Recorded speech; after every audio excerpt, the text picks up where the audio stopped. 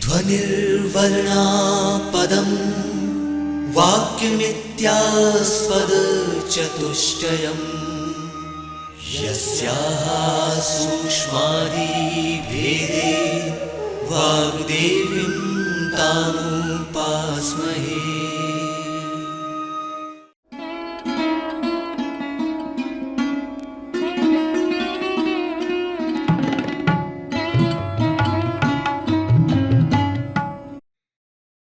नमस्कार। विकसित भारत @2047 के अंतर्गत आज मैं प्रगतिशील समाज यानी प्रोग्रेसिव सोसाइटी के बारे में अपने विचार व्यक्त करूंगी। जैसा कि आपको विदित ही है, ग्लोबलाइजेशन के दौर के बाद से हमारे समाज भारतीय समाज में बहुत से परिवर्तन हुए हैं और आज का जो दौर है, ये ग्लोबलाइजेशन के बाद का ऐसा दौर है जहां हम उसका इम्पैक्ट या प्रभाव देख पा रहे हैं। हमारा जो यूथ है, जो युवा वर्ग है, जो हमारे भारत की मुख्य पहचान है और जिस पर दारोमदार है हमारे भविष्य का, उसकी वो बहुत ज़्यादा एम्पावर्ड हो गया है, सशक्त हो गया है। आप देखिए उनका जो कॉन्फिडेंस लेवल है बिकॉज़ ऑफ स्किलिंग, जो स्किल डेवलपमेंट उन्होंने अगर वो किया है, इम्बाइब किया है, उसकी वजह से उनका कॉन्फिडेंस लेवल देखिए खास तौर से जो 20s में स्टूडेंट्स हैं, उनका कॉन्फिडेंस लेवल बढ़ा है आईटी के इतने इंटरवेंशंस की वजह से। वो बहुत आगे आकर वो चीज़ें सोच रहे हैं जो हमारी पुरानी पीढ़ी कभी सोच ही नहीं सकती थी। ये हमारे कहीं न कहीं प्रोग्रेसिव सोसाइटी का एक एक रिफ्लेक्शन हम कह सकते हैं। लोगों की लाइफ़स्टाइल में बहुत परिवर्तन देखने में आ रहा है, यूथ में तो आ ही रहा है, बाकी लोगों में भी दिख रहा है और लोगों की परचेज़िंग पावर में बहुत अंतर आया है। लोग अब अपना जो सेविंग्स हैं, वो तो कर ही रहे हैं, साथ में अपनी सेविंग्स के अलावा वो इतनी मेटिकुलसली अपना जो उनका इनकम है उसको उसको इस तरह से नियोजित कर रहे हैं कि अपने भविष्य का भी सोच रहे हैं वो ट्रैवल भी कर रहे हैं, वो खर्च भी कर रहे हैं और अपने आप को अपडेट भी रख रहे हैं, जो हमारी पुरानी पीढ़ी में इतना कॉमन नहीं था। इसके अलावा हम देखें पे पैरिटी की बात, तो अ, जो वेतन है उसकी पैरिटी की बात चल रही है, बहुत हद तक पे पैरिटी हुई भी है। ट्रिपल तलाक जो कि उसको नल एंड वॉइड किया गया, ये महिलाओं के लिए बहुत अच्छी चीज़ थी, जिसकी वजह से उनमें बहुत बहुत उनको राहत हुई। यूनिफ़ॉर्म सिविल कोड की भी बात चल रही है। इसके अलावा सबसे जो महत्वपूर्ण परिवर्तन देखने में आ रहा है, जिसके बारे में पहले सोचा भी नहीं जाता था, वो था एलजीबीटीक्यू राइट्स के बारे में। ये अलग बात है कि वो हमारी भारतीय जो परंपरा है, जो संस्कृति है, उसके विरुद्ध कुछ लोग उसके विरुद्ध हो सकते हैं, मगर कहीं न कहीं ह्यूमन राइट्स की जहाँ तक बात है, तो ह्यूमन राइट्स का वायलेशन भी हुआ है, हो रहा है। लेकिन इसके साथ ही साथ ह्यूमन राइट्स के प्रति जो अवेयरनेस है, वो तो बढ़ी है और लोग एटलीस्ट सेंसिटाइज़ हुए हैं, संवेदनशीलता का जो स्तर है वो बढ़ा है। लोग समझने लगे हैं कि हाँ, ये चीज़ कैसे हम इन चीज़ों में सुधार कर सकें।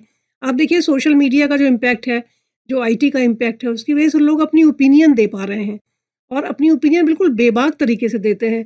जैसे कितने भी पेटा एक्टिविस्ट हैं, आपने देखा कि अगर किसी एनिमल पे किसी प्रकार का अत्याचार होता है, तो तुरंत वे अपनी आवाज़ उठाते हैं और तुरंत एक्शन भी होता है, एटलीस्ट प्रयास तो होता है और लोग सेंसिटाइज़ होते हैं कि हाँ, हमें किसी के प्रति भी किसी भी प्रकार की क्रूरतापूर्वक व्यवहार नहीं करना चाहिए। इसके अलावा जितने सोशल इश्यूज़ हैं हमारे समाज में, उन सोशल इश्यूज़ के बारे में लोग अपने विचार व्यक्त करने के लिए स्वतंत्र हैं। लोग बहुत ही बेबाकी से अपने विचार व्यक्त करते हैं। किसी प्रकार की कोई स्टीरियोटाइप बात होती है, तो कभी-कभी हो जाती है समाज में, कई बार कई लोग कर देते हैं, तो उसकी तुरंत ट्रोलिंग शुरू हो जाती है। तो कहने का तात्पर्य ये है कि सोशल मीडिया ने हर क्षेत्र में अपनी दखल बढ़ाई है। कुछ नेगेटिविटी भी है, मैं ऐसा नहीं कह रही, लेकिन कहीं न कहीं कुछ मुद्दे पे बहुत फ़ायदा भी हुआ है। उसके अलावा एजुकेशन पे बहुत अ, जोर दिया जा रहा है। लोग अपनी ट्रेडिशनल एजुकेशन के साथ-साथ अब पेरेंट्स भी ये कहने लगे हैं कि नहीं, अब बच्चे को साथ-साथ कई-कई कोर्सेज़ करने हैं, वोकेशनल कोर्सेज़ करने हैं, स्किलिंग अपनी बढ़ानी है और एंटरप्रेन्योरशिप जैसी फील्ड में अब जाने के लिए बच्चे तैयार हैं, खुद ही से ऑप्ट कर रहे हैं, स्टार्टअप्स में बच्चे तैयार हो रहे हैं। इसके अलावा डिसेबिलिटी जो हमारे समाज का एक हिस्सा है, जिसमें आप देखिए पहले डिसेबल्ड लोगों को लोग शुरू से ही इतना डिस्करेज करते थे कि नहीं, वो कुछ नहीं कर सकते। लेकिन डिसेबल्ड लोगों के प्रति अब लोगों के प्रति एक प्रकार की सेंसिटिविटी का जन्म हुआ है। लोग उन पे अ, अब किसी प्रकार की उन पे दया नहीं दिखाते और साथ-साथ उनमें भी एक कॉन्फिडेंस लेवल बढ़ा है, क्योंकि सरकार की कुछ ऐसी पॉलिसीज़ हैं जो उनके फेवर में हैं। इसके अलावा सोशल मीडिया पे अपनी वॉइस रेज़ करने का जो एक पब्लिक, उससे क्या हुआ है कि एक पब्लिक ओपिनियन फ़ॉर्म हो रही है। किसी भी मुद्दे पे लोग खुलकर बात करने से होता क्या है कि हम एक मास में क्या चल रहा है, कैसे विचार हैं, ये थिंक टैंक सोच सकता है और उसी के अकॉर्डिंग अपनी पॉलिसीज़ का निर्माण करता है। एक एक और एस्पेक्ट है हमारी प्रोग्रेसिव सोसाइटी का, जिसको हम प्रोग्रेसिव कह भी सकते हैं और कुछ उसके नेगेटिव एस्पेक्ट्स भी हैं। जैसे जो हमारी जो पहले जॉइंट फैमिली सिस्टम था, उसके अपने बहुत से फ़ायदे थे, कुछ नुकसान भी थे, फ़ायदे ज़्यादा थे, लेकिन उन जॉइंट फैमिली सिस्टम से धीरे-धीरे हमारी फैमिली न्यूक्लियर फैमिली सिस्टम की तरफ चलती जा रही है। उसका कारण ये है कि हाई कॉस्ट ऑफ लिविंग है। तो उस हाई कॉस्ट ऑफ लिविंग के कारण लोग मजबूर भी हैं, सहनशीलता उनमें कम हुई है, इसमें कोई शक नहीं है। तो उससे हो क्या रहा है कि लोग एकाकी हो गए हैं। लेकिन एक चीज़ और भी है जो उसकी पॉजिटिव एस्पेक्ट है कि हर परिवार के सदस्य पर ध्यान दिया जा रहा है कि कम से कम उनमें खर्च हो रहा है उनके ऊपर कि जितनी उनकी डिमांड्स हैं वो पूरी हो जाती हैं। ये उसका एक एस्पेक्ट है। मैं ऐसा नहीं कह रही कि जॉइंट फैमिली सिस्टम खराब था या न्यूक्लियर फैमिली सिस्टम अच्छा है, पर ये एक एस्पेक्ट है हमारी प्रोग्रेसिव सोसाइटी का। उसके अलावा स्मॉल फैमिली भी हो रही हैं क्योंकि हाई कॉस्ट ऑफ लिविंग है, तो छोटी फैमिलीज़ को लोग प्रेफ़र कर रहे हैं, जो लॉन्ग रन में हमारी बढ़ती हुई जो जनसंख्या है, उसको थोड़ा कर्टेल करने के लिए कहीं न कहीं आवश्यक है। अब ये बात भी अलग कह सकते हैं हम कि जो वास्ट ह्यूमन रिसोर्स है अपना भारत का, वो बहुत कई मामले में फ़ायदेमंद भी है। इसके अलावा हम देखते हैं मैरिज पैटर्न में बदलाव। हमारी जो मैरिज सिस्टम था पहले पूरी तरह से कह सकते थे एंडोगेमस सिस्टम था। लोग आज के समय में चॉइस बेस्ड मैरिजेज़ हो रही हैं, जो लव मैरिजेज़ हैं और उसके बाद में वो फिर अरेंज में परिवर्तित हो जाती हैं। तो कहना चाहिए कि एक सोशल इंटीग्रेशन के हिसाब से अगर हम देखते हैं, तो जो लव मैरिजेज़ हैं या जो पसंद की मैरिजेज़ हैं, उनसे कास्ट सिस्टम पर प्रहार पड़ा है जो आवश्यक है। क्योंकि कास्ट सिस्टम बहुत डीप रूटेड है भारत में और कास्ट सिस्टम धीरे-धीरे करके शनय-शनय ये धीरे-धीरे कम हो रहा है। इसीलिए कम हो रहा है और ये आवश्यक भी है क्योंकि उससे लोगों में एक ब्रॉडेंड माइंडसेट डेवलप होगा। लोगों की जो एक कहना चाहिए सोचने समझने की और जो उनकी वो है संकीर्ण जो मानसिकता है उसमें थोड़ा सुधार तो होगा। तो कास्ट सिस्टम थोड़ा कमज़ोर हुआ है इस प्रकार की मैरिजेज़ से और ये तभी संभव है जब हम सबको इक्वालिटी के लेवल पे देखें कि हर कोई बराबर है। तो ये एक अच्छी चीज़ है, एक प्रोग्रेस सोसाइटी का एक परिचायक है। उसके अलावा जो नई पीढ़ी है उसे अधिक से अधिक फ्रीडम मिल रहा है और वो अपनी चॉइसेस के हिसाब से चल रहा है। तो ये फ्रीडम और चॉइस ये बहुत बड़ा कह सकते हैं प्रोग्रेसिव सोसाइटी का एक बहुत बड़ा पैमाना है जिस पे हमारी भारतीय जो युवा पीढ़ी है वो उसका उससे लाभ उठा रही है। विमेन एम्प्लॉयमेंट बढ़ा है, लेबर सेक्टर में भी और अदरवाइज़ भी।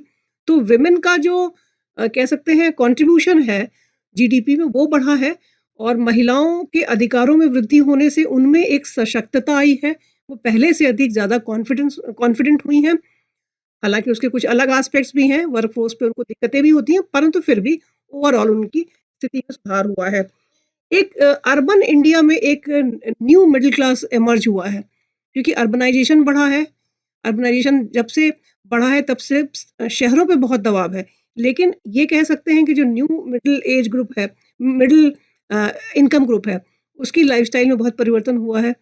प्रेशर उसके पास है नो डाउट, लेकिन इसके बाद भी वो हमारी संस्कृति का संरक्षण भी कर रहा है और साथ में वो जितना हो सकता है अपनी संस्कृति को इंटैक्ट बनाते हुए ग्रो कर रहा है। विमेन उसमें बहुत बड़ा रोल अदा कर रही हैं। इसके अलावा महिलाओं की स्थिति और भूमिका में भी परिवर्तन हुए हैं। जो महिलाओं का स्टेटस है वो पहले से कहीं ज़्यादा एनहेंस हुआ है, बढ़ा है। उनका जो रोल है वो बहुत ज़्यादा डाइवर्जेंट हो गया है।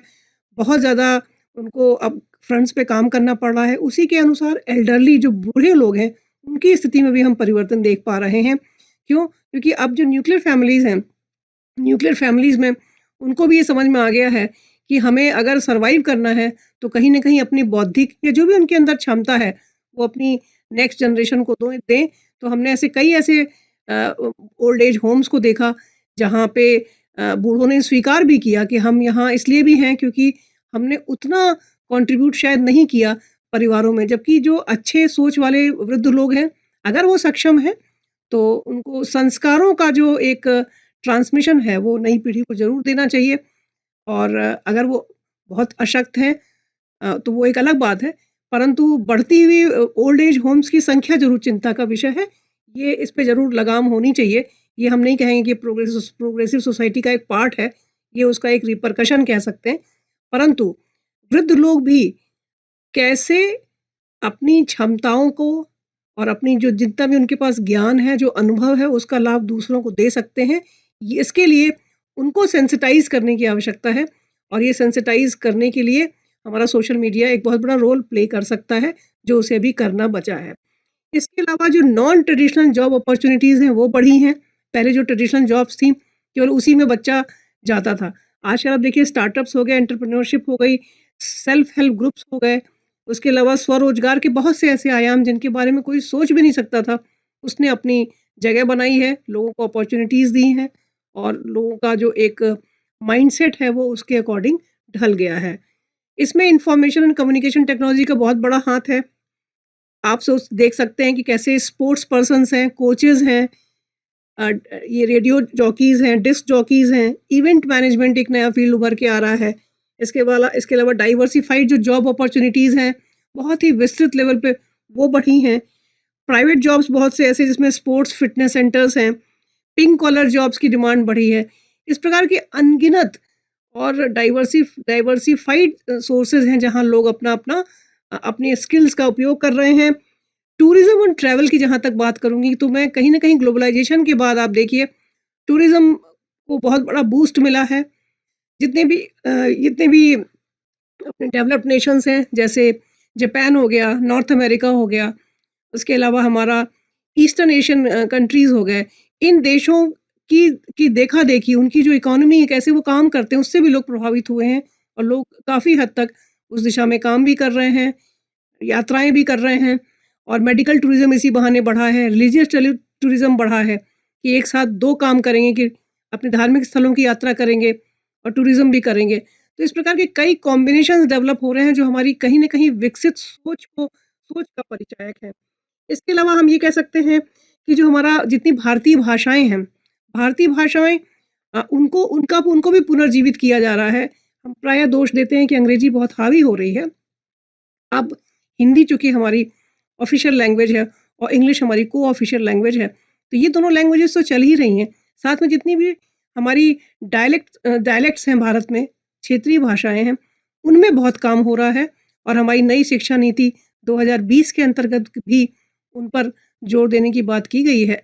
आपने देखा कि किस तरह मेडिकल एजुकेशन भी अब धीरे-धीरे करके हिंदी में भी उनकी किताबें छप रही हैं और जितने भी विकसित देश आप देखिए उनमें मेडिकल जैसे सब्जेक्ट की भी पढ़ाई उनकी क्षेत्रीय भाषाओं में होती है और वे सफल रहे हैं। ये इस बात का द्योतक है कि भारत में भी इस संबंध में अब धीरे-धीरे प्रयास चल रहे हैं और उसके अलावा जो भाषाएँ हैं, उनके पुनर्जीवन में बहुत बड़ी भूमिका आईटी ने भी निभाई है। तो आईटी सेक्टर भी जो है, इसके लिए बहुत-बहुत उसके लिए धन्यवाद का पात्र है। तो मैं अंत में यही कहूँगी कि हमारा जो युवा देश है, वो हमारे देश को नई ऊँचाइयों पर ले जाए और जो विकसित भारत एट द रेट 2047 का हमारी प्रधानमंत्री जी का सपना है, वो पूरा हो। बहुत-बहुत धन्यवाद।